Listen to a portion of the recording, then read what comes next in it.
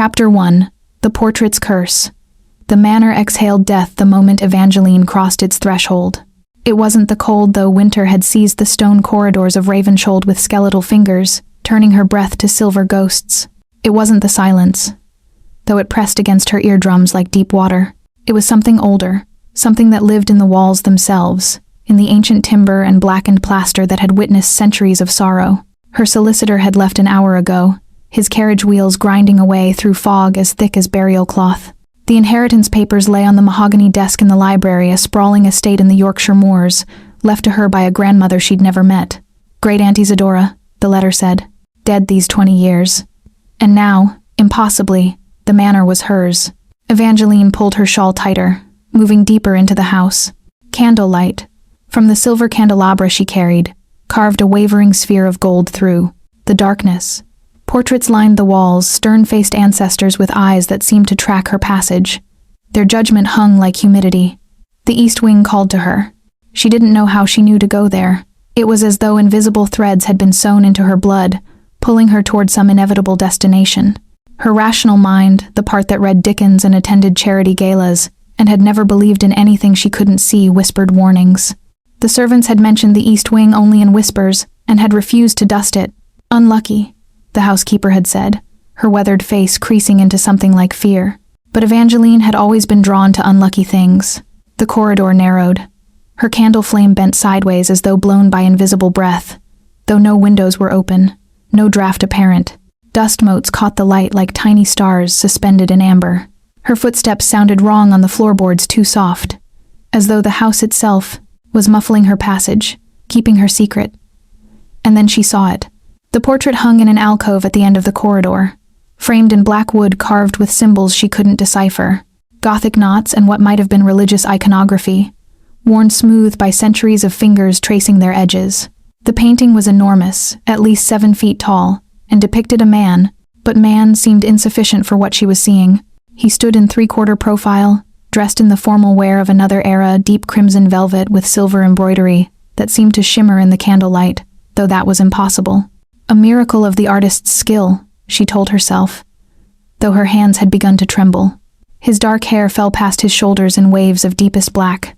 His face was aristocratic, all sharp angles and compelling geometry, with eyes that appeared almost violet in their intensity. They were turned toward the painter, but they seemed to look through the canvas, through the centuries, directly into her soul, and he was staring at her. Evangeline raised her candle higher, the wax dripping hot onto her palm. She barely felt it. Something in that face demanded her complete attention. There was sorrow there, the kind of ancient grief that accumulates in a heart over decades, centuries perhaps. But beneath the sorrow lived something darker. Hunger. The kind of hunger that devoured continents. The kind of hunger that looked at her and saw sustenance. She took a step forward, drawn by a compulsion she didn't understand and couldn't resist. The portrait seemed to recede slightly. Or perhaps that was only the flickering candlelight creating illusion.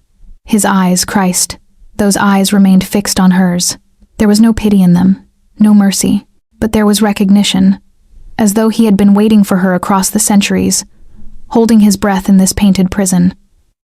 "Evangeline," she gasped, spinning toward the voice, but the corridor behind her was empty. Only shadows and dust motes and the faint sound of wind against distant windows. When she turned back to the portrait, her blood stopped in her veins. The figure had moved. He stood now in full profile, facing left, his hand raised as though reaching toward something just beyond the frame's edge. It was a different pose entirely, she was certain of it, though a treacherous voice in her mind suggested she was simply disoriented, that she had misremembered the angle of his body, the position of his fingers. But his eyes had changed too. Where before they held hunger, now they held anguish.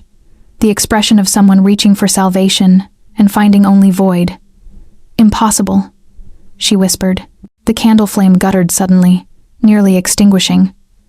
In that moment of dimness, she could have sworn the painted hand moved, fingers grasping at the boundary between canvas and reality. And somewhere deep within the manor, far below, in cellars she hadn't known existed, a bell tolled, once, a sound like iron and grief. Evangeline fled. She ran through the east wing, her candle creating wild shadows that chased her like living things. Behind her, she felt him following, not physically, but as a presence, a wrongness in the air, the crush of centuries pressing against her shoulders. Her heart hammered against her ribs as she burst back into the main corridor and toward the grand staircase.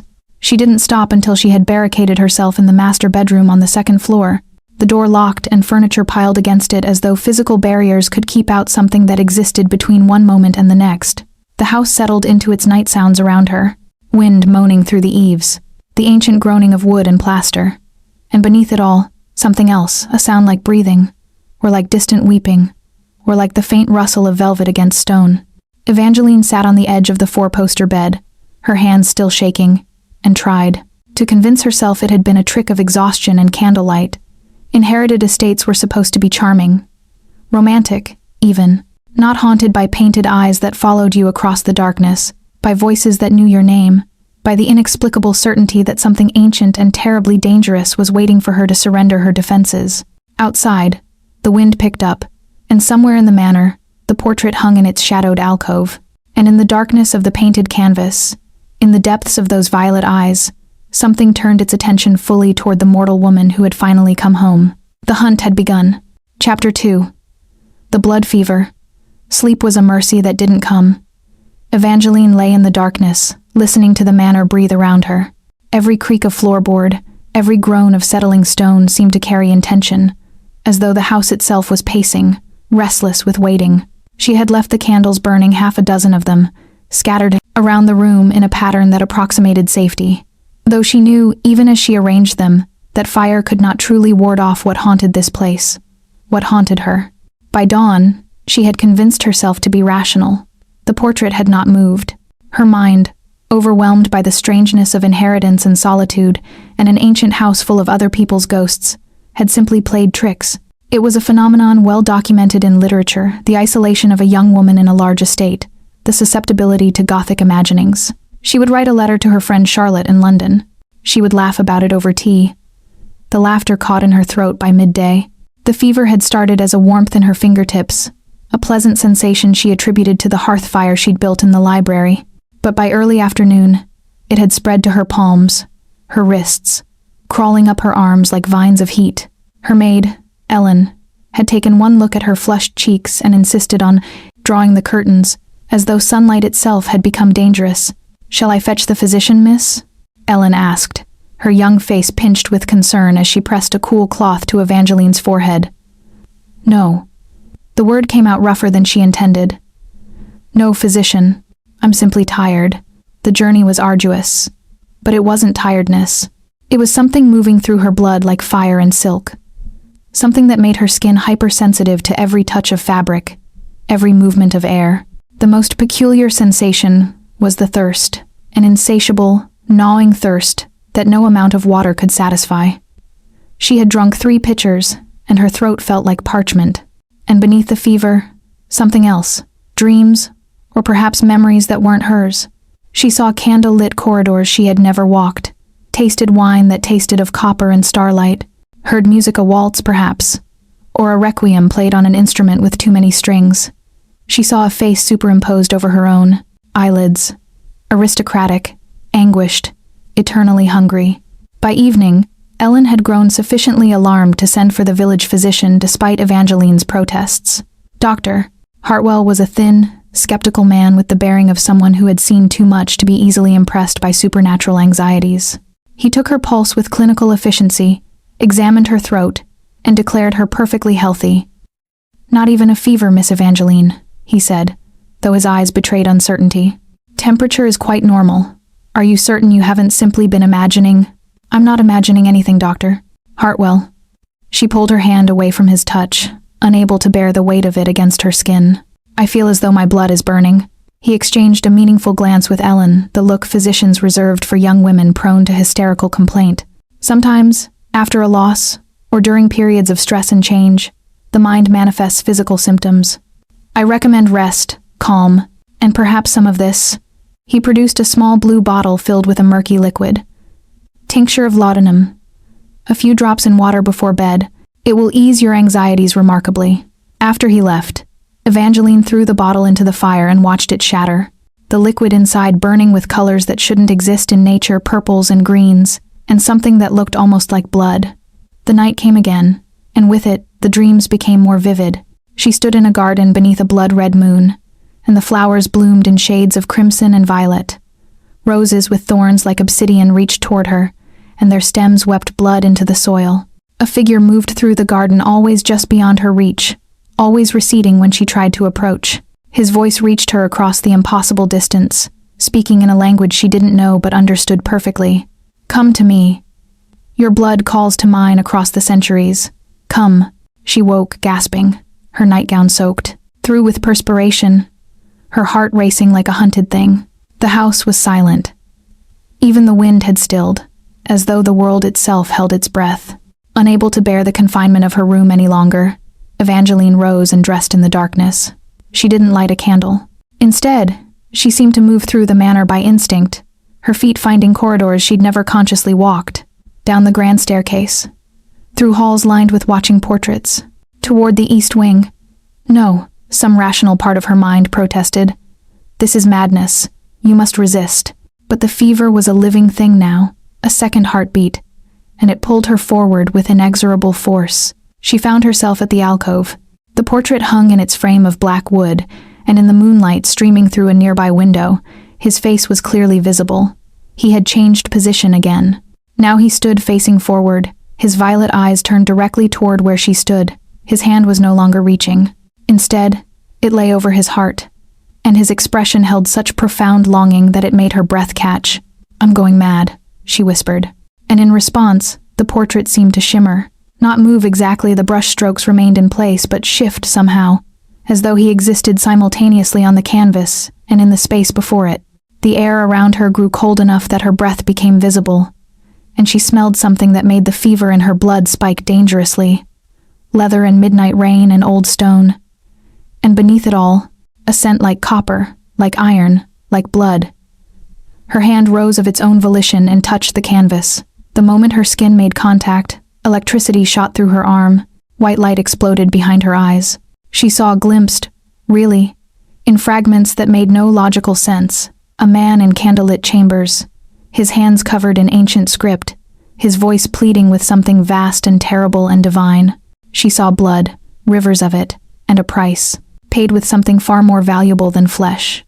She saw centuries stretching like an endless corridor, each moment identical to the last, a purgatory of hunger and sorrow and the gnawing awareness of her absence.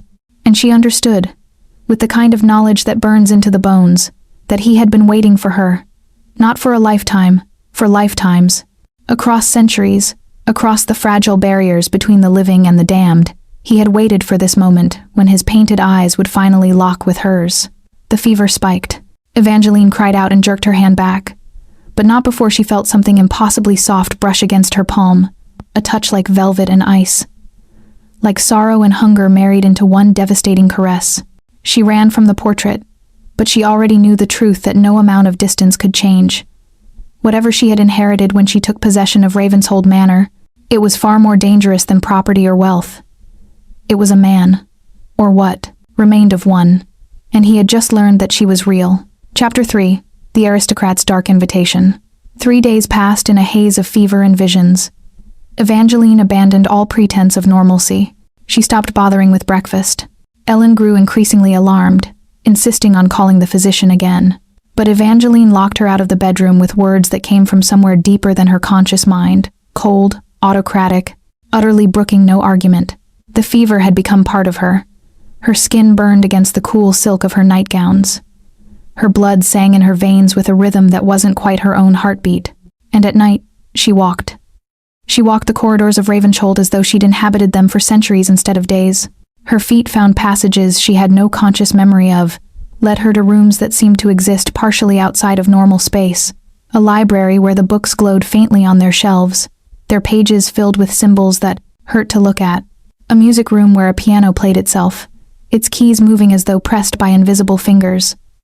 A garden room where winter flowers bloomed in shades that had no names in the natural world. And always, she felt him. Not seeing him, exactly, but sensing his presence like weight in the air, like pressure against her mind. He was everywhere in the manor and nowhere, watching her from the spaces between moments. Once, she caught her reflection in a mirror and for just an instant, saw two faces, looking back her own and someone else's, superimposed like a double exposure in a photograph. When she spun around, the room was empty except for her. On the fourth night, the fever broke. It happened suddenly. A rush of coolness through her blood as though she'd plunged into icy water. Evangeline gasped awake. She couldn't remember falling asleep and found herself standing in the library, her hand resting on an ancient tome bound in leather that looked disturbingly like skin. The book lay open to a page filled with handwritten script in a language she didn't recognize. But somehow, the words came clear to her consciousness anyway, as though they were writing themselves into her mind. The covenant of blood binds two souls across the veil of mortality. Once initiated by the sacred wound, the union cannot be severed save by death, and even death is merely a doorway between eternities. What is given in crimson cannot be taken back in gold. What is written in blood cannot be erased by time. Below this, in a different hand older, shakier, was a single phrase in English. God forgive me for the child he has become. God forgive us all. The sound of clapping broke her reverie. Evangeline spun, and her breath caught in her throat. He stood in the library doorway, exactly as he had appeared in the portrait, but so much more real that she wondered how the painting had managed to capture anything at all. The crimson velvet was gone, replaced by more modern dress, a dark frock coat and waistcoat of midnight blue, a white shirt that seemed to glow against his skin. That skin was pale so achingly, perfectly pale, and when he smiled, she saw the evidence of what he was flash for, just an instant between his lips. Fangs, small and elegant, and utterly lethal. "Miss Evangeline," he said, and his voice was exactly as she'd heard it in 1,000 dreams. Cultured, with an accent that spoke of old money and older sorrow. "Welcome to Ravenshold. I am Lucian Ashford, formerly the 5th Earl of..." He waved a hand dismissively. "Titles seem rather quaint now, after so many centuries, don't you think?" She couldn't move, couldn't speak. Her mind was racing through a dozen different responses. Scream, run, demand explanations, but her body seemed to belong to someone else. Someone who wanted nothing more than to step toward him. "How long?" she managed. "How long have you been here?" "Longer than the manor itself. The house was built around me, or, rather, built to contain me. A prison of considerable architectural merit." He moved into the library with a predatory grace that made her blood quicken. "Your great-aunt Isidora was kind enough to maintain it. She understood the situation. Before her, there were others. A long succession of women bound to this cursed family, each one tasked with keeping the great secret. The secret. That an immortal creature of damnation dwells beneath this roof, feeding on their compassion and their proximity. That their blood, the blood of women, descended from a line that once wielded power alongside the church itself. That blood is the only sustenance that can quiet the hunger for more than a few weeks at a time."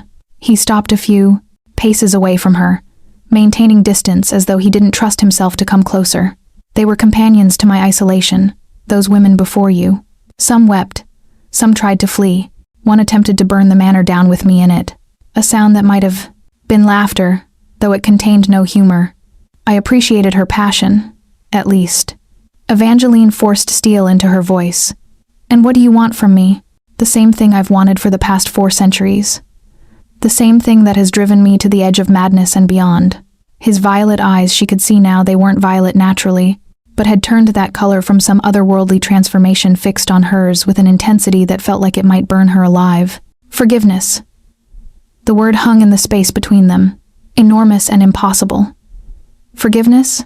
She laughed, and it came out as something between hysteria and wonder. "For what?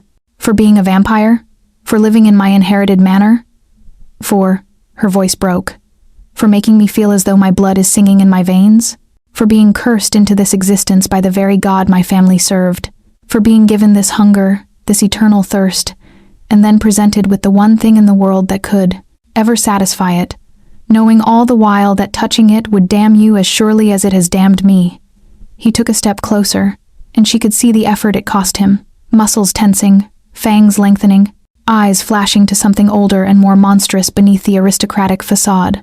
"You are descended from the bloodline of the Covenant, Evangeline, the same women whose faith created the ritual that transformed me into this.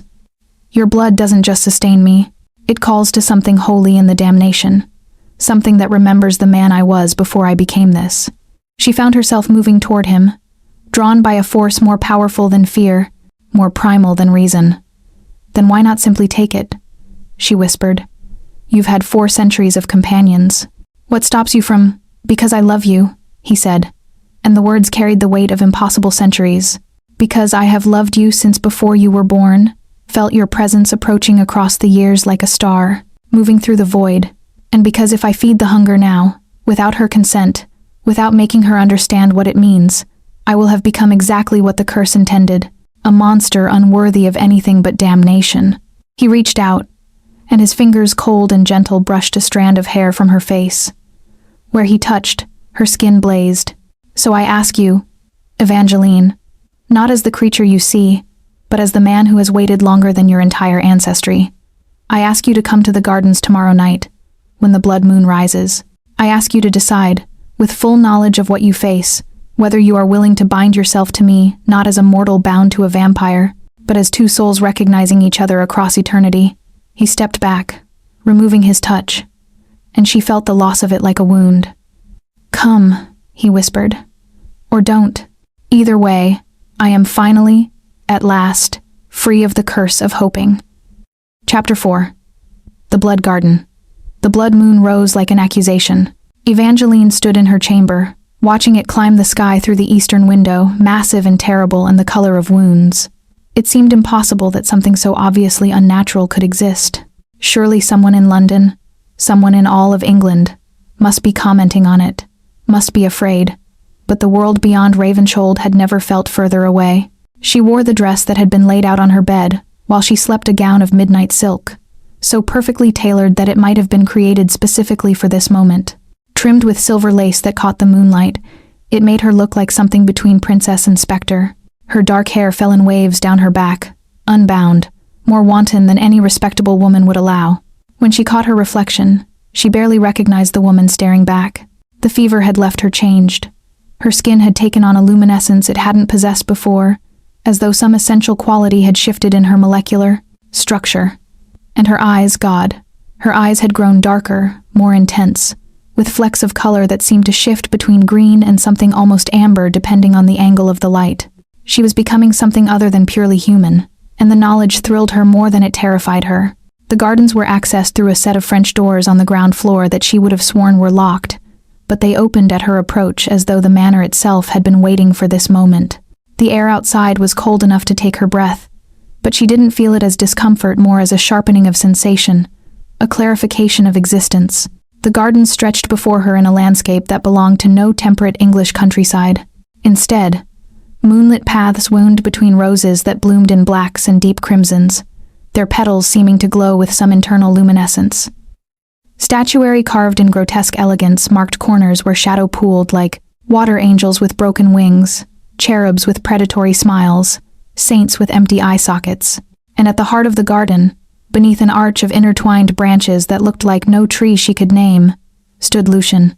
He had abandoned the pretense of modern dress.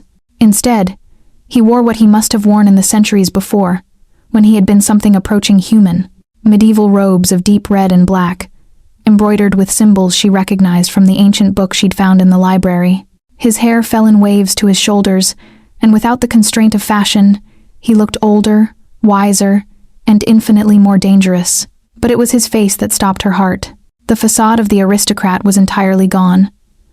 What remained was something beautiful and terrible in equal measure: high, cutting cheekbones, a jaw like marble, and those violet eyes that now held such obvious hunger and longing that she had to grip the silk of her skirts to keep from running to him. "You came," he said. Not a question, a statement of absolute certainty, as though her coming had been written into the foundations of the world itself. "I'm not sure I had a choice," she replied. "This place, this manor, you pulled at something in my blood." "No." He moved toward her with measured steps, maintaining the careful distance of someone restraining himself with tremendous effort. "I called to what was always yours. The Covenant bloodline has carried the echo of my existence for 400 years, Evangeline. Every female descendant has felt me at the edge of their consciousness. A weight, a shadow. But you," he paused, drinking her in with his gaze. "You are the first who answered, the first who didn't try to deny what was calling in her veins." "Then tell me," she said. "Tell me what I am. Tell me what this changes me into." He gestured to a stone bench beneath the arch of impossible branches.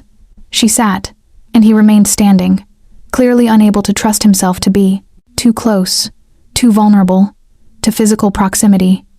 The moonlight painted everything in shades of silver and violet. The covenant was created in the year of our Lord 1437, he began, and his voice took on the quality of someone recounting a tragedy that had become myth. I was a nobleman, the 5th Earl of Ravenshold, and I served the church with the fervor of the truly faithful. I had taken vows of celibacy, despite my title, despite the pressures of succession. I believed that spiritual purity was worth the sacrifice of earthly bonds. He turned away, looking out at the garden as though he could see through time itself. There was a woman, a servant, technically, though she was born of noble blood that circumstance had reduced to near poverty. She was brilliant, could read in 5 languages, understood mathematics that challenged even the scholars, but society had no use for such a woman. She came to the manor to teach the younger children. His hands, clenched into fists. I fell in love with her. Not despite my vows, but because of them. Because my commitment to God had made me hollow, and she filled that hollow space with light. For 3 months, we lived in secret. We met in the gardens, in the library, in the crypt beneath the chapel. And God forgave us, or so I believed. What happened? Evangeline whispered, though she thought she already knew. The tragedy was written in every movement of his body. The church discovered us, or rather, discovered her. A servant had betrayed us, hoping for reward. They came for her at dawn, while I was at prayer, believing my devotion would protect us both. His voice became something hollow, desolate. I found her body 3 days later, in the crypt where we had made love. They had burned her, tried to, before throwing her into the stone sarcophagus, not quite dead, screaming, burning. The horror of it crashed over Evangeline like a wave. She felt tears on her cheeks, though she didn't remember beginning to cry. I cursed them, Lucian continued quietly. Every priest, every bishop, every person who had a hand in her death. I cursed the church that had claimed to serve God while committing atrocities. And in my rage, in my grief, I went to the crypt, and I took her blood, the last dregs of it that remained in her broken body, and I drank. He turned back to face her, and his eyes glowed softly in the darkness. The blood was different, changed, consecrated by her innocence, by the sanctity the church had stolen from her. When I drank it, something awakened in my own blood, something that had been present, latent, since ancient times. The old magic that existed before the church tried to stamp it out. Vampirism, Evangeline said. A crude name, and not quite accurate. More accurately, I was transformed into a creature of living covenant, bound to the bloodline that my beloved descended from. Every woman born of her blood, every female heir of that ancient house, would call to me across the centuries, and only their willing blood could satisfy the hunger, could grant moments of peace. He moved toward her again, and this time, he didn't stop. He knelt before her on the cold ground, his violet eyes level with her own, his face close enough that she could feel the absence of warmth radiating from his skin. I have spent 400 years in this manner, Evangeline, waiting for the one descendant who would understand. Not as a servant understands a master, but as an equal, as a soul recognizing its mirror. His hand rose, trembling with the effort of his restraint, and he traced a single fingertip down her cheek. Where he touched, her skin blazed with sensation so intense it bordered on pain. The covenant offers you a choice tonight.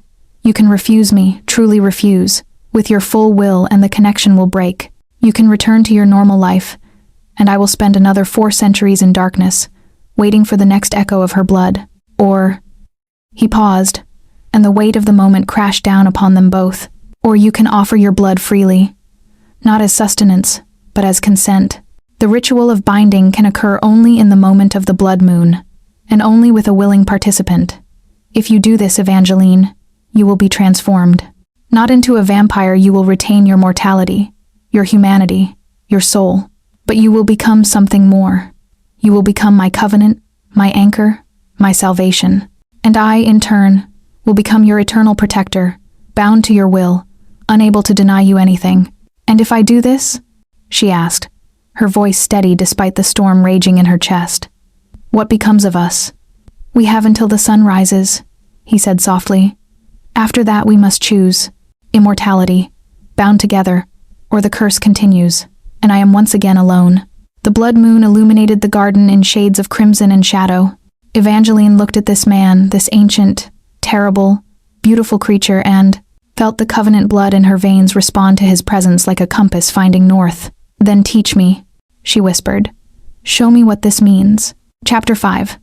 The Crimson Truth. They moved deeper into the gardens, following paths that seemed to open before them, as though the manor itself was guiding them toward sacred ground. Evangeline felt the fever return not as illness, but as a kind of awakening. Every nerve in her body sang with heightened awareness. She could smell the copper in the soil, taste iron in the night air, hear the whisper of wind through branches that existed between seasons. Lucian took her hand gently, and the contact sent lightning through her body. "I need to show you something," he said. "Something about your bloodline. Before the covenant is sealed, you must understand what flows in your veins not as theory, but as truth." He led her to a structure hidden in the deepest part of the garden, a building that seemed too old to still be standing. It was built of black stone, covered in a lacework of those symbols. She kept encountering the same ones that marked Lucian's robes, his chambers in the manor, the pages of the ancient book. Inside, the space expanded impossibly, far larger than the exterior should have allowed. It was a library, vast and cathedral-like, its shelves rising into darkness that no amount of moonlight could penetrate. But they didn't come for the books. In the center of the library lay a circle marked in silver, and within it, suspended in what appeared to be air, though nothing visible supported them, hung a series of objects, a portrait that moved at the edges of vision, depicting a woman with Evangeline's exact features, dressed in robes of ancient fashion. A wedding band, intricate and old, marked with dates that spanned back 4 centuries, a sword carved from what looked like bone, its blade inscribed with words in Latin, and vials. So many vials, arranged by date, each containing what looked like dried roses and something that might have been blood, preserved in crystalline form. "The previous covenants," Lucian said softly. "Your ancestors. Each woman who accepted the binding left something behind, a memento, a marker, proof of their existence." Evangeline moved toward the circle slowly, drawn by something she couldn't name. When she looked at the portrait of the woman who might have been her grandmother's grandmother's mother, the woman's eyes followed her. And in those eyes she saw the same thing she saw in her own reflection now. The weight of awareness, the burden of knowing, the strange and terrible beauty of being caught between 2 worlds. "There were 18, Lucian said. 18 women who made the choice you're considering. Some lasted decades. Some only managed a few years before the weight of immortal love became too much, and they chose to step into sunlight." He paused. "Sunlight ended their immortal binding to me, but it also ended them." "You mean, it destroyed them?" "Not painlessly. The covenant burns away mortality slowly, Evangeline. To step into full sunlight while bound would unravel every thread of your existence simultaneously. They chose it, knowing what it meant. A few did it because they couldn't bear to watch me suffer any longer. Most did it because the alternate choice, becoming what I am, terrified them more." She turned to him, and there was no judgment in her eyes. "How many did you love?" The question seemed to pierce him like a blade. "All of them," he said quietly. "Not the love I felt before I was cursed, that was singular, unique, a lightning strike that destroyed everything it touched. But I loved them all. Each one brought light into this darkness. Each one showed me a different facet of who I might have been, had the church not taken her from me." "What was her name?" Evangeline asked. "The one who started all of this?" "Seraphine," he said, and the name was spoken with such tenderness that it made her breath catch. "Seraphine Evangeline Blackwood, actually. That's where your name comes from. She had a daughter, and that daughter inherited her beauty and her brilliance. You are descended directly from that line." The revelation hung between them, enormous and overwhelming. Evangeline had inherited far more than property. She had inherited a legacy written in blood and sacrifice. "The last covenant, the one before you, she lasted almost 30 years, Lucian continued. "She was named Rosalind.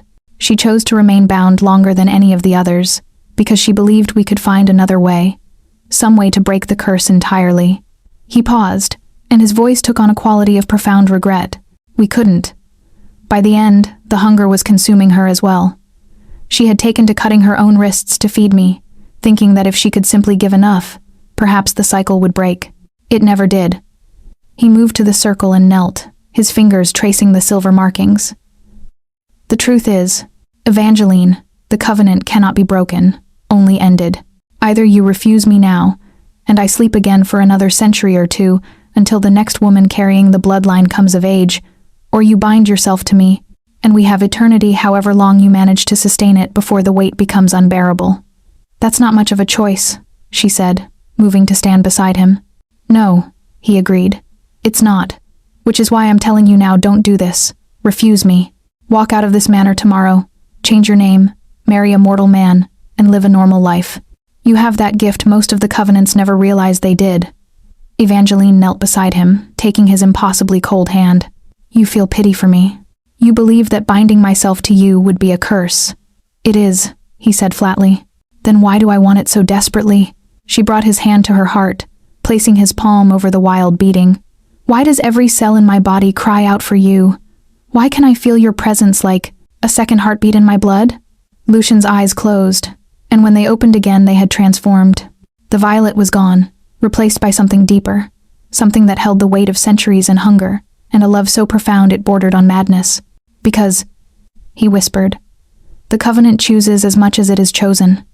Seraphine's blood lives in you, Evangeline, and she has been calling to me for 400 years, trying to reach across the barrier between life and death, trying to tell me that she never stopped loving me, never stopped trying to find a way to be with me again. He drew her close, and when he spoke again, his voice carried layers of different accents, different ages.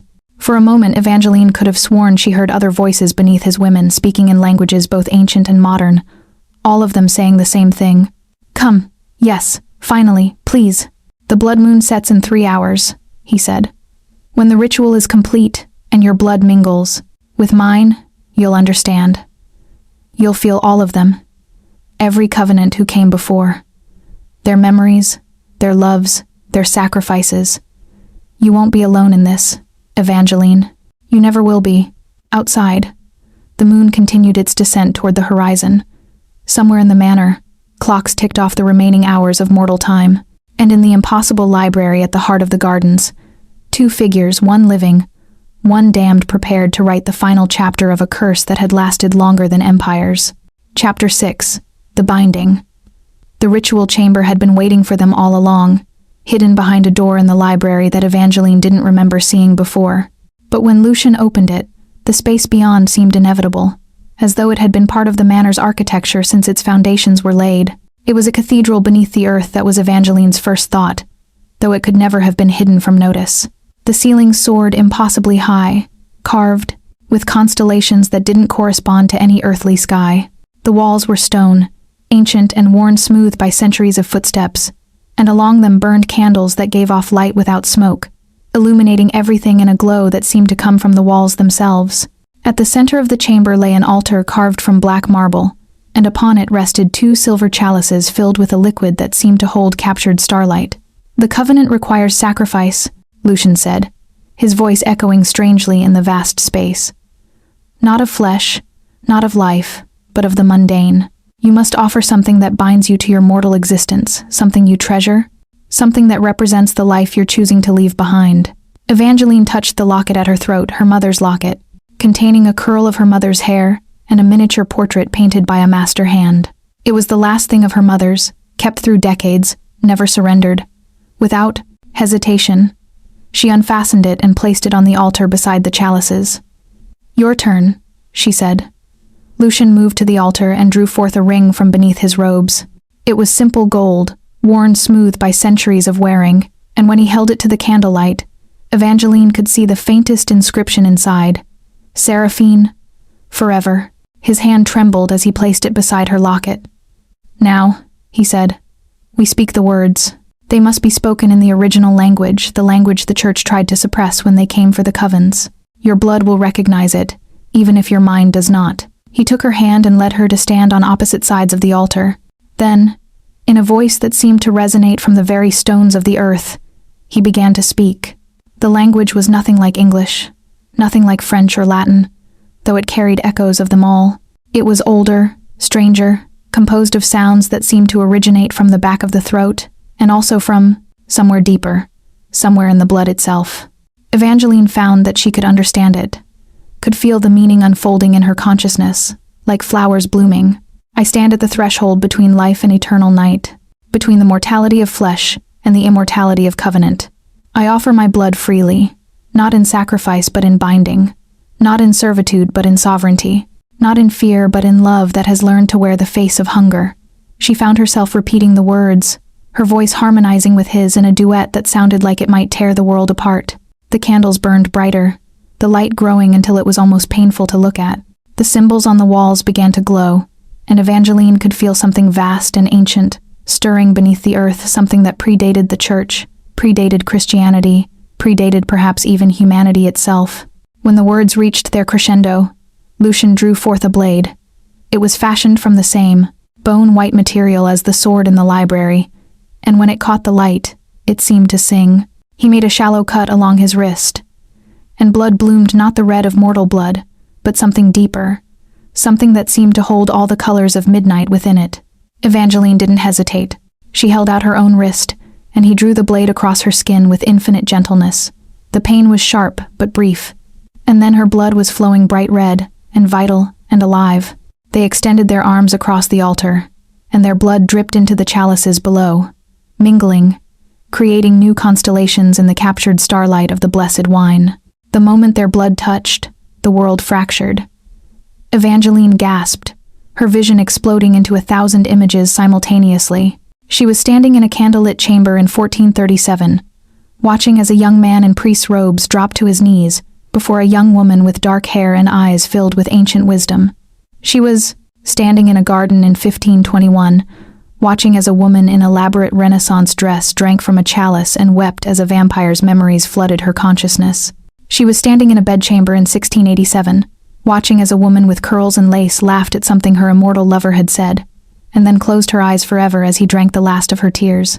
18 lives, 18 women, 18 different faces, different eras, different personalities, but all of them moved by the same inexplicable compulsion, the same bone-deep need to bind themselves to the creature of darkness and light that was Lucian Ashford.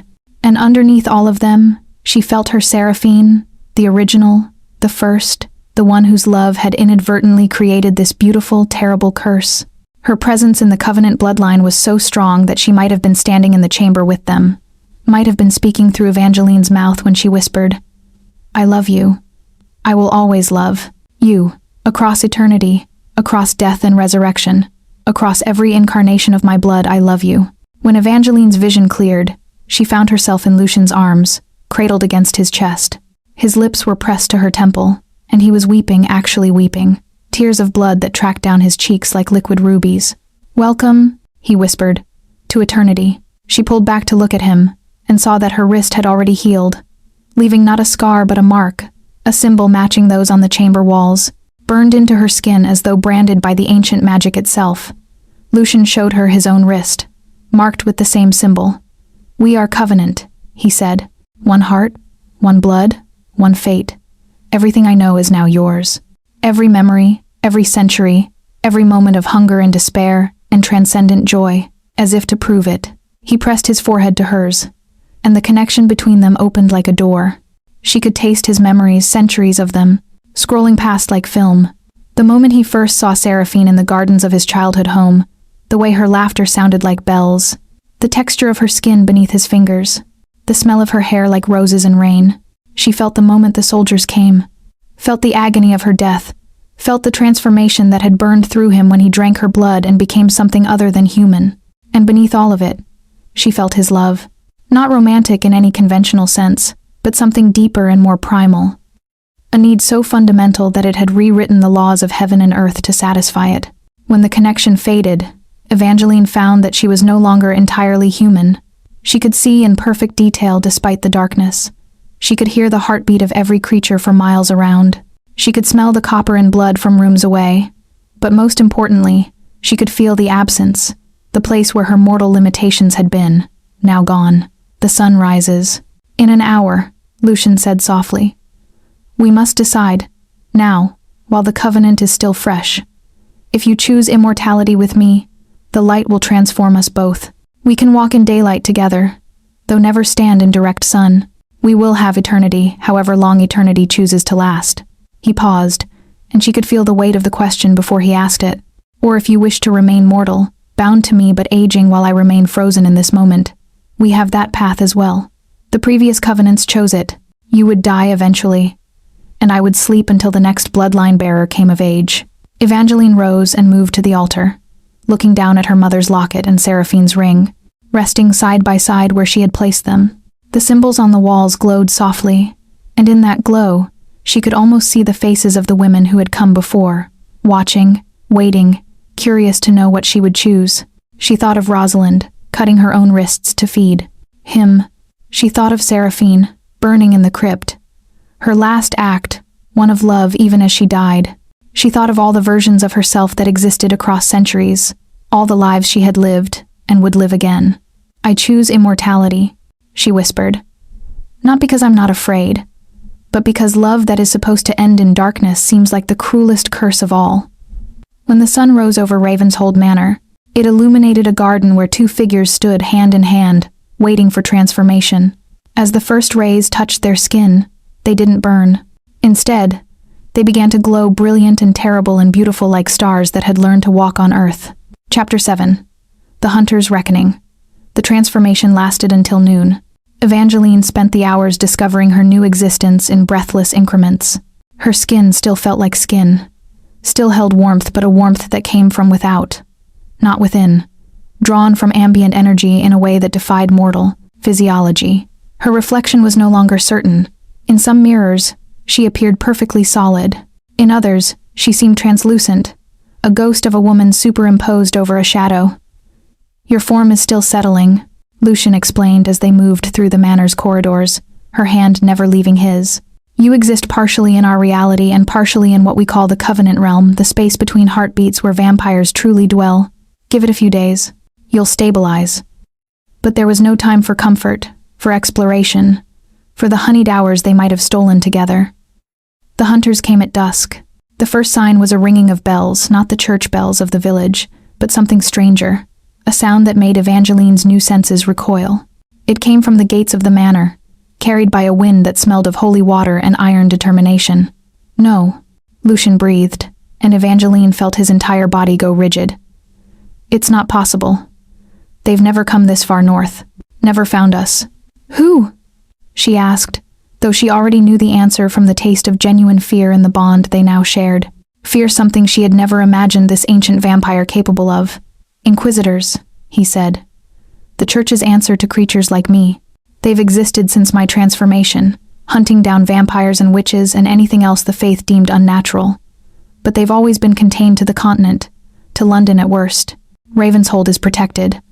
The wards are a crack, loud enough to shatter crystal, echoed through the manor.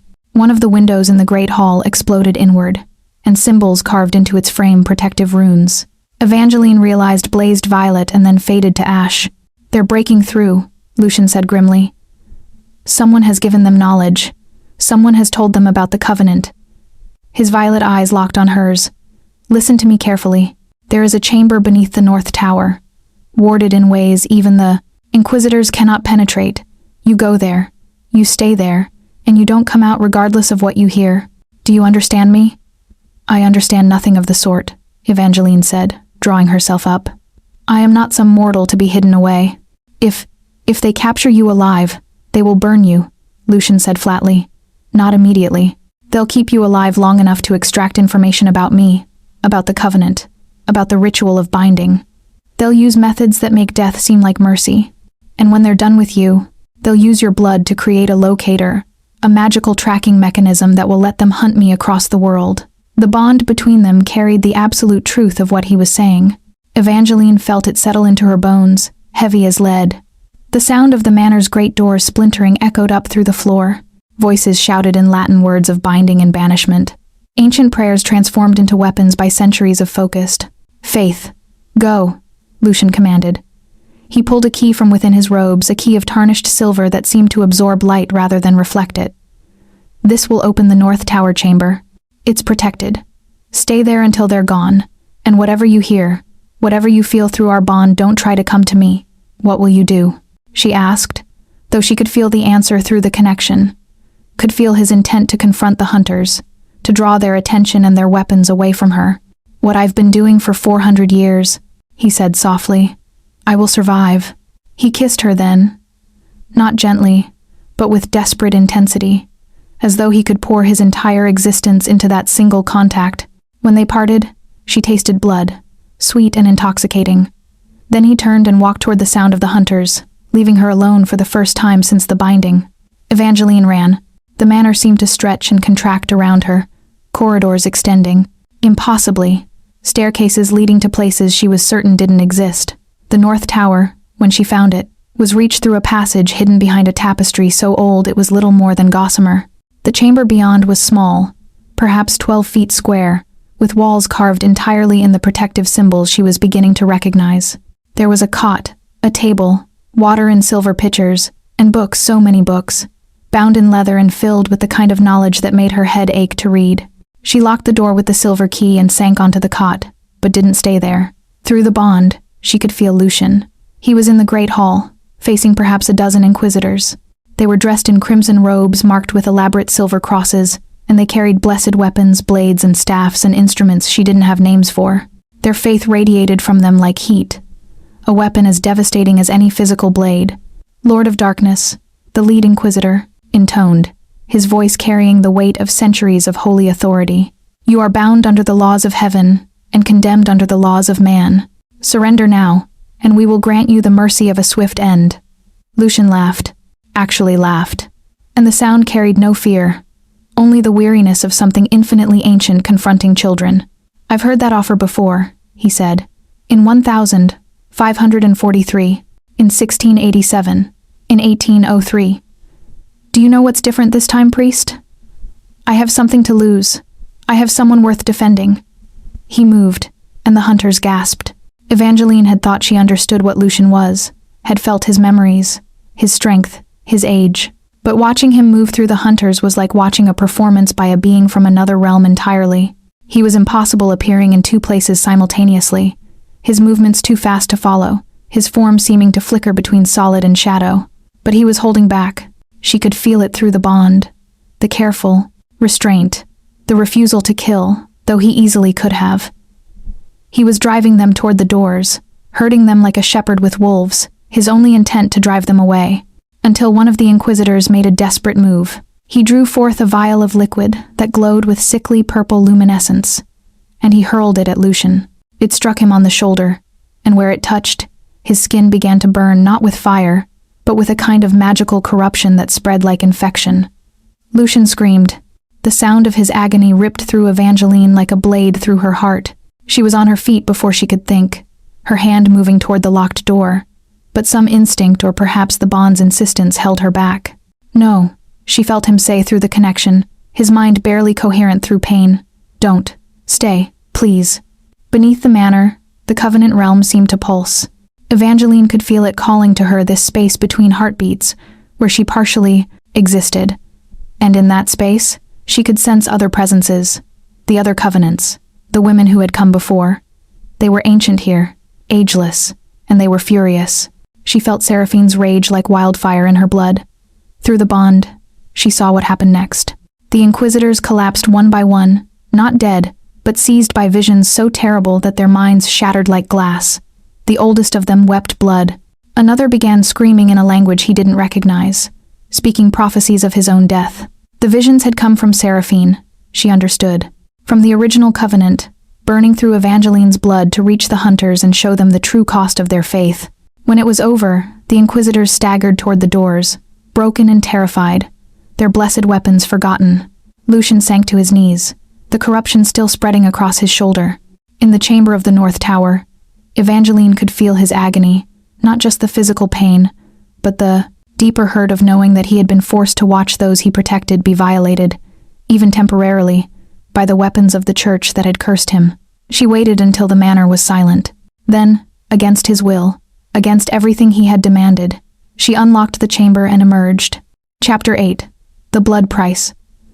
Lucian lay in the great hall, the corruption spreading across his chest like midnight ivy, burning with an intensity that made the air itself seem to combust. His eyes were closed, his breathing shallow. To Evangeline, he looked less like a man, and more like a statue of suffering, carved from marble and despair. She knelt beside him, her hands trembling as she took in the extent of the damage. The purple luminescence was eating through his immortal flesh, leaving trails of ash in its wake. This wasn't normal blood hunger or the wounds of combat. This was something designed specifically to harm a creature like him, by people who had spent centuries perfecting ways to kill the unkillable. "You were told to stay," he said without opening his eyes. His voice was a rasp, each word costing him obvious effort. "I was," Evangeline agreed. She placed her hand over the corrupted area and felt the wrongness of it recoil from her touch. "But I am no longer bound by your commands, Lucian Ashford. The covenant makes us equals. It makes us intertwined," he corrected, finally looking up at her. His violet eyes had gone nearly black with pain. "Which is worse, because now my suffering is your suffering, and your defiance is my defiance." The corruption was spreading. Evangeline could feel it moving through him, poisoning the ancient immortal blood that had sustained him for 4 centuries. If it reached his heart, she understood. He wouldn't die, not truly, but he would go dormant, would sleep, and might never wake again. There was only one way to stop it. "Tell me what to do," she said. "There is nothing to." "Tell me," she commanded, using the voice of the Covenant, the voice that carried the authority of Seraphine herself. Lucian's resistance crumbled. "The only cure is covenant blood," he said. "Fresh, given freely, with the intention to heal rather than to feed.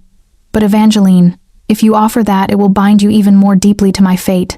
You'll feel everything I feel, not just echoes through the bond, but directly, without filter or mercy." "I already do," she said. She drew forth the bone-white blade from where it had fallen on the floor, and without hesitation, she drew it across her wrist. Her new blood flowed that strange mixture of mortal and immortal, the essence of a creature that existed between states. She brought her wrist to his lips and watched as he drank. The transformation was immediate and terrifying. The corruption began to recede, but not smoothly. It seemed to be fighting for every inch of territory, to be fighting Evangeline's blood with the fanaticism it had been imbued with. For a moment, she felt him, caught between 2 forces, the corruption trying to expand, her blood trying to heal, and the fragile immortal frame caught between them like a battlefield. But as his lips drew deeper, as he drank more of the covenant blood that ran in her veins, the purple began to pale. It faded from black to lavender to pink, and then finally, with a sound like distant church bells, it dissipated entirely. When he was done, Lucian lowered her wrist gently and healed the wound with a kiss. His skin had returned to its pale perfection, but something had shifted in him. He looked older now, somehow, though his form remained unchanged. The weight of centuries seemed to press more heavily on his shoulders. "What have you done?" he whispered. "What the covenant requires," Evangeline said. She pulled him up, helped him to his feet, and was shocked by how unsteady he was. "Lucian, you're weakened," he finished. "It will pass, but for now, some small fraction of my immortal constitution has been invested in healing rather than subsistence. I will need to feed more frequently now, and each time I feed, the hunger will be sharper, more insistent, because I will be tasting that I am no longer infinite." He caught her as she swayed, suddenly overwhelmed by the extent of what the healing had cost her. The bond between them was suddenly vivid. She could feel his heartbeat as though it were her own, could taste his thoughts like wine on her tongue. "You're starting to see," he said. "This is what I was afraid of. To bind yourself to me doesn't mean sharing in my strength, Evangeline. It means sharing in my curse. The hunger becomes your hunger. The damnation becomes your damnation. Then we are damned together," she said firmly. "And we will be damned together until we can bear it no longer." He led her from the great hall, toward the chambers that had been his alone for 4 centuries. Now they would be hers as well. The room was lit with those candlesticks that burned without fuel, and it smelled of velvet and ancient parchment and something that reminded her of the night itself. There was a bed, enormous and hung with the same black curtains she'd seen in her fever dreams. Lucian guided her to it, and though she was not tired, she was never tired anymore. She lay down, and he lay beside her, holding her as though she might shatter. "3 inquisitors escaped," he said softly, running his fingers through her hair. "They will report to their superiors. They will tell them that Ravenshold harbors not just a vampire, but a covenant, something the church believed was a myth, a legend meant to frighten heretics. They will return with more people, more resources, more weapons. We don't have time, Evangeline." "Time for what?" she asked, though she already knew the answer. "To choose. Stay and fight, knowing that the church will hunt us until the sun dies, or leave, flee into the darkness, and build a life somewhere the inquisitors won't find us. I would take you anywhere in the world, love. I would build an empire for you if you asked, but I will not ask you to stay and be hunted if you don't wish it. Evangeline thought of the manor, of the ghosts of the women who had come before her, of Seraphine burning in crypts and Rosalind cutting her own flesh to sustain him. They had all made their choices, and they had all, in the end, faced the same question. Was love worth the price the universe demanded? I will choose, she said, but not tonight. Tonight, let me simply be with you. Let me understand what it means to carry your curse willingly. Tomorrow, we can decide our fate. He kissed her temple, and in the darkness, held her close as the bells of the village church rang midnight, counting down to an ending they both could feel approaching. Chapter 9. The Covenant Acknowledged. Morning came with a gentleness that felt like betrayal. Evangeline woke to find Lucian standing at the window, watching the sun rise without fear. But she could feel through the bond that the light caused him pain, not agony like the Inquisitor's corruption, but a constant, dull ache, as though his flesh was always on the verge of burning. The daywalking gets easier with practice, he said, sensing her concern. After a few years, you'll barely notice it. After a century, it becomes as comfortable as night. A century, she repeated. The number seemed impossible, though she had to admit it was likely an underestimate at this point. She was immortal now. Time would mean something entirely different. He turned from the window and she saw that tears were tracking down his pale cheeks, tears of blood, thick and red. I've been thinking, he said, about what the hunters said, what they believe. They called me Lord of Darkness, as though I had chosen this path, as though I had sought this power deliberately. But the truth is, I never wanted to be what I am. I never wanted to spend 400 years consuming the blood of women who looked at me with varying degrees of terror and resignation. Evangeline rose from the bed and moved to him. The morning light fell across her skin, and she gasped. Her form was glittering, each cell catching and refracting the sunlight like faceted glass. You're beautiful, Lucian said. Utterly, impossibly beautiful. And I have spent 4 centuries cursing myself for what I will inevitably do to you. What will you do? She asked. I will consume you, he said simply. Not your blood, I could sustain myself on that willingly given, forever. But I will consume you emotionally, spiritually, until you exist only in relationship to me. Every woman of the Covenant has learned this painful truth eventually. They begin as people, and by the end of their binding, they become ghosts haunting a vampire's existence. He moved away from her, pacing like a caged thing. Rosalind tried to resist it. She spent the first decade insisting on her independence, on maintaining her own life and friendships and interests. But gradually, she realized the bond made that impossible. Every moment away from me was agony. Every thought about something other than me was agony. The Covenant doesn't allow for separation, Evangeline. Not truly. Evangeline felt the truth of what he was saying resonate through the bond, but she also felt something else, something that had been hidden beneath his ancient despair, waiting for the moment when she would be strong enough to acknowledge it. You're wrong, she said quietly. His head snapped toward her, and she saw surprise flicker across his features, genuine surprise, as though in 400 years, no one had contradicted him on this particular point. Listen, she continued, not to your words, but to the bond itself. It shows us to each other completely, doesn't it? Without filter, without pretense? Yes, he said warily. Then feel this, she said, opening herself completely to the connection. And through it flowed the truth that she had been carrying since the moment she accepted the binding. I see your curse. I acknowledge it. But I don't see you as cursed, Lucian. I see you as bound. And there is a difference. A curse is something inflicted. A binding is something created through will and intention. The Covenant was meant to be a curse when the Church created it. Yes, meant to be eternal hunger and eternal isolation, but you've transformed it. She moved toward him and took his ice-cold hands.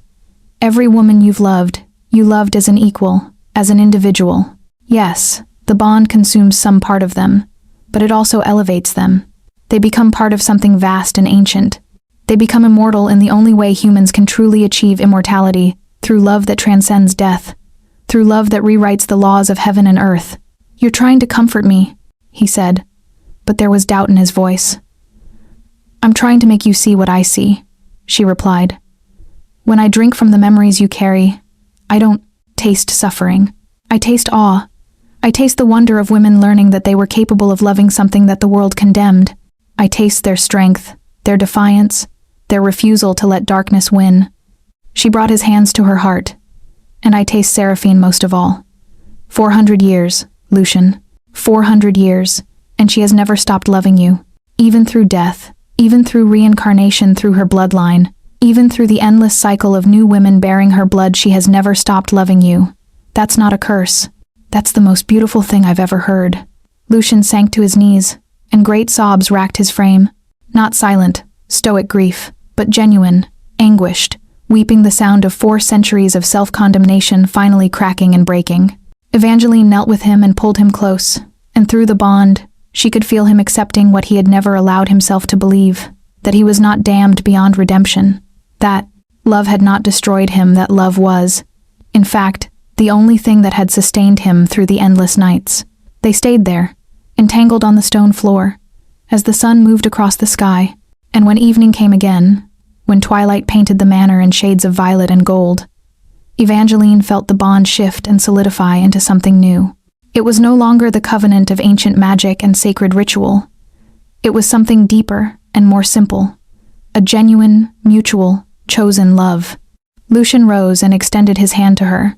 When she took it, she felt no hunger, no darkness, no curse, only the certainty of someone who had waited 4 centuries to speak these words and finally found the courage.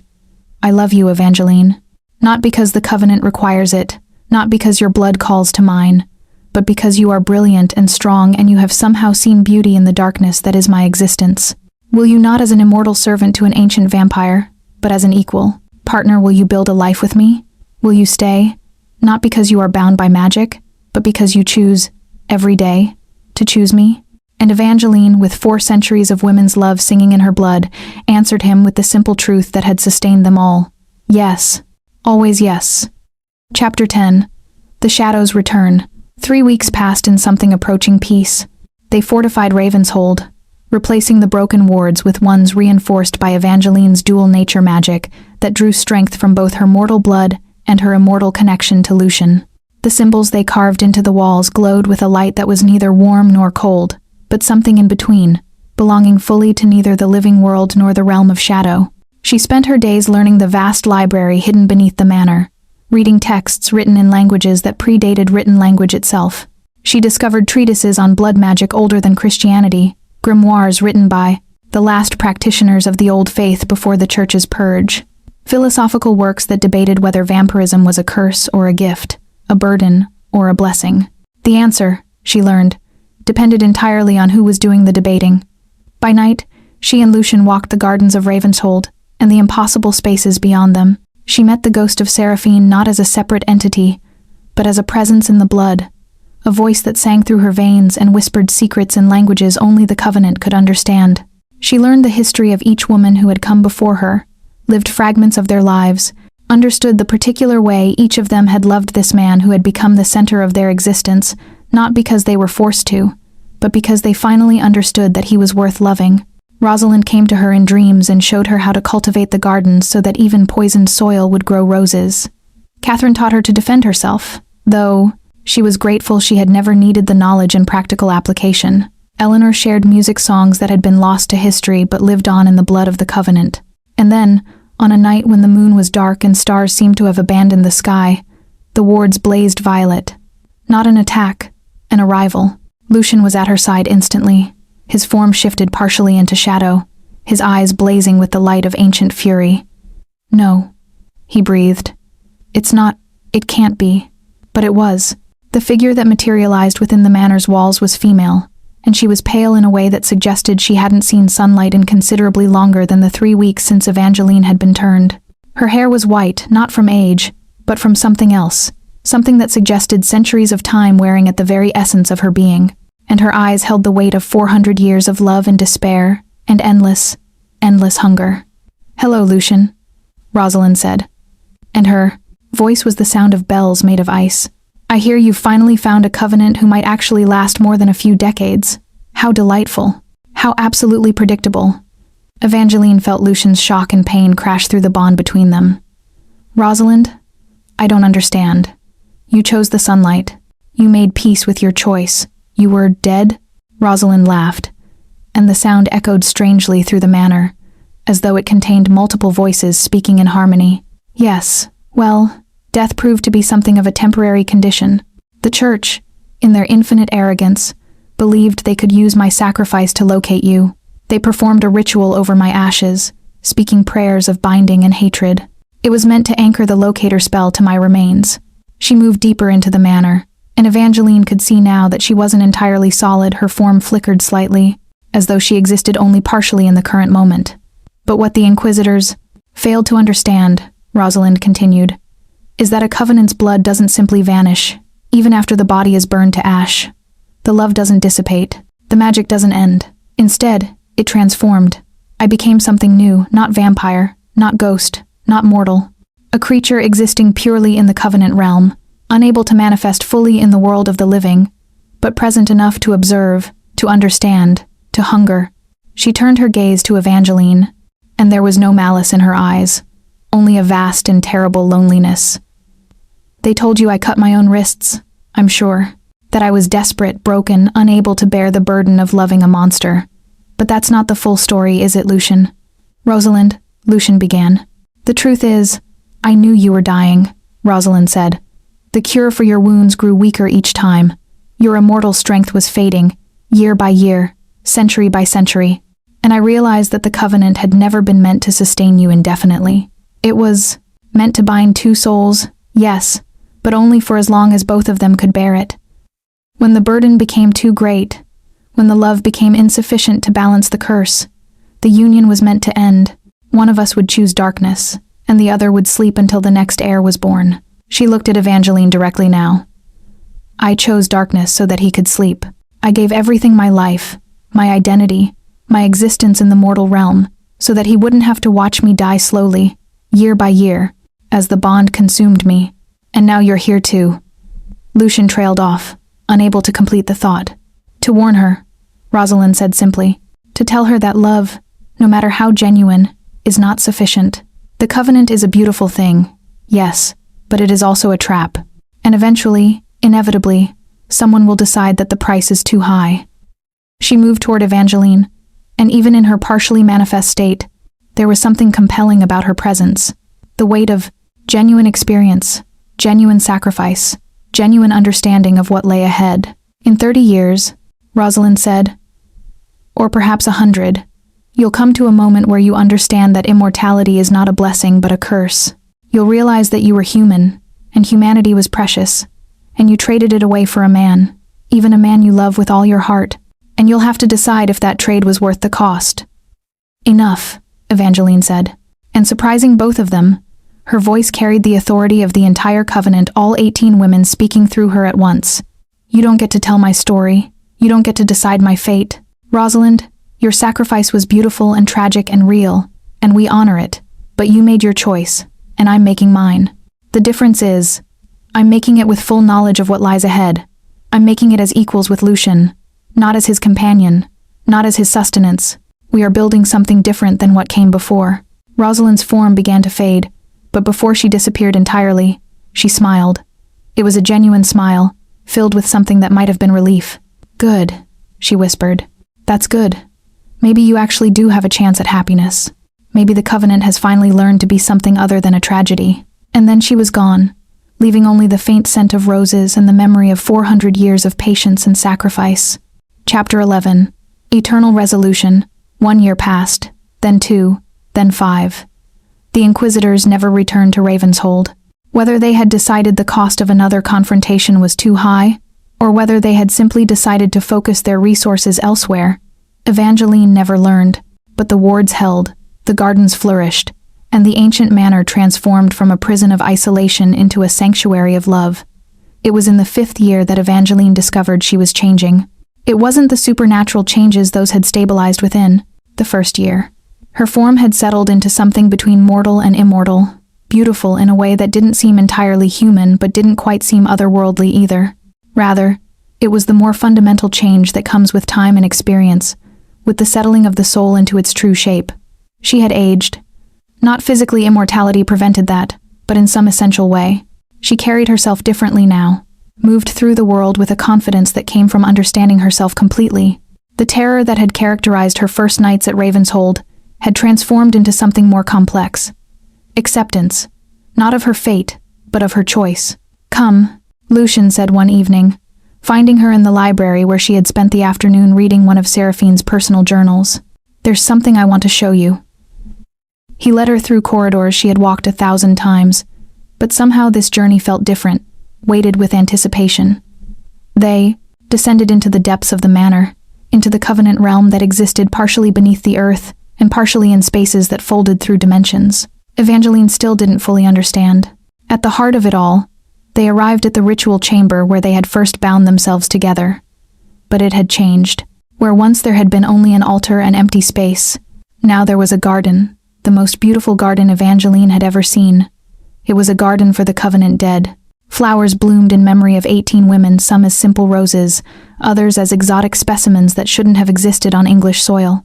There were plaques, carved in stone, bearing names and dates and brief epitaphs. Seraphine, the first, who loved across centuries. Catherine, the warrior, who fought for freedom.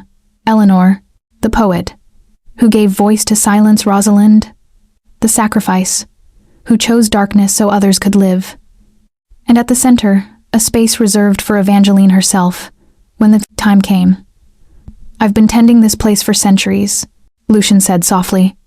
"It's my way of honoring them, of remembering that they were not simply blood donors or temporary companions.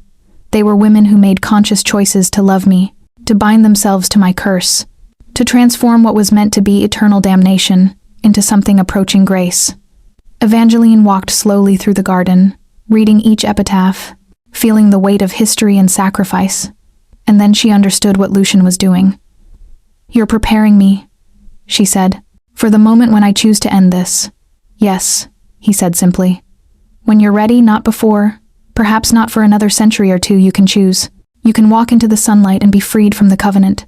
Your body will burn away, but your soul will be finally, truly free. And I will sleep again, waiting for the next heir to Seraphine's bloodline to come of age." "And if I don't choose that?" Evangeline asked. "If I decide to stay forever? Then you'll transform as well, eventually. The Covenant asks a price, but it's paid gradually. Your mortality will slowly, inexorably be consumed. You'll eventually become like me, fully immortal, fully damned, forever dependent on the bond to sustain your existence." He paused. "There are only 2 covenants in history who chose that path. Both eventually went mad from the weight of true immortality." Evangeline turned to face him. "You're telling me that no matter what I choose, eventually I suffer?" "Yes," he said with absolute honesty. "But the suffering will be your own, chosen freely, understood completely. That's what separates the women of the Covenant from mere victims. You know, from the very beginning, what the price is. You choose to pay it anyway. And when, if you decide you can't pay it anymore, the choice to stop is yours." She moved into his arms, and they stood together in the garden of the Covenant dead, surrounded by flowers and stone and the packed weight of 400 years of love and sacrifice. "I don't want to think about ending this," she whispered. "Not yet. Not for decades or centuries, or whatever time remains to us." "I know," he said, holding her close. "And that's beautiful. That's how it should be. This moment, right now, is all we ever truly have. The past is memory, the future is speculation. But this, your heartbeat against my chest, your love and the bond between us, your choice to be here, this is real." They walked back through the manor as night fell over Ravenshold. The candles that burned without fuel illuminated their passage, and somewhere in the depths of the house, she could feel the presence of all the women who had come before her, not as ghosts or echoes, but as part of the Covenant itself. They were woven into her blood now, their memories and their love inseparable from her own existence. As Lucian led her to the chambers they now shared, as he took her in his arms with a tenderness that had only deepened over 5 years of genuine partnership, Evangeline understood at last what the Covenant truly was. It wasn't a curse, it was a bargain. One that demanded everything but offered something infinitely precious in return: the knowledge that love could transcend death, could rewrite the laws of heaven and earth, could transform damnation into salvation. When he entered her, when their bodies and souls and blood merged completely, She didn't think about the future or the choice that awaited her somewhere down the line. Instead, she thought about this moment, this man, this impossible love that had survived longer than empires. And in the darkness of their chamber, as the covenant sang in her blood and the manor breathed around them like a living thing, Evangeline finally understood the words that Seraphine had whispered across 400 years. This is enough. You are enough. Love is enough. Epilogue. Midnight and eternity. 20 years later, on a night when snow fell, thick and silent over Ravenshold, Evangeline stood at the portrait that had begun everything. The painted man looked out at her with eyes that no longer seemed alien or mysterious. They were familiar now, known the way one knows one's own reflection. She had changed in those 20 years, though she remained eternally young in form.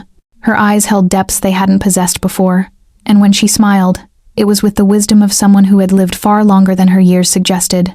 The Inquisitors had never returned, whether they had accepted that Ravenshold was beyond their reach, or whether some higher power had decided that what had been created there transcended the laws of church and state. Evangeline never learned. She had stopped wondering about it years ago. Behind her, she heard Lucian approaching. Even after 2 decades, the presence of him in the bond sent electricity through her veins. "I was thinking," he said, drawing her close, "that perhaps it's time we traveled. You've never left Ravenshold, not since we bound ourselves. The world has changed so much since I first walked it. I would like to show you." "Later," she said, turning in his arms. "First, I want to create something new for the Covenant." "What?" he asked. His violet eyes that she now knew shifted between purple and deep blue depending on his mood, fastening on hers with complete attention. "A ritual," she said. "Not for binding or for ending, but for transformation. We're going to change what it means to be a covenant. No more waiting for the next heir. No more women born into this fate without understanding it. From now on, the covenant will be chosen freely, by women who know exactly what they're accepting. We'll teach them, prepare them, make sure they understand the beauty and the burden both." She could feel his shock and wonder through the bond, could taste his hope rising like a sun at dawn. "You're talking about creating a legacy," he said. "Building. Something that might outlast even us." "I'm talking about transforming your curse into something approaching a true gift," she said. "A choice, not a sentence. A calling, not a condemnation." He kissed her then, and in that kiss, she could taste 400 years of waiting, of hoping, of holding on to the belief that love might eventually transcend damnation. Outside Ravenshold Manor, the snow continued to fall. Inside, in a library that existed partially between worlds, 2 immortals began to write new words into the ancient books, new words that would reshape what it meant to be bound by blood and love eternal. And somewhere in the space between heartbeats, in the covenant realm where souls danced in darkness and light, Seraphine smiled. After 400 years, finally, her beloved had learned to believe in redemption.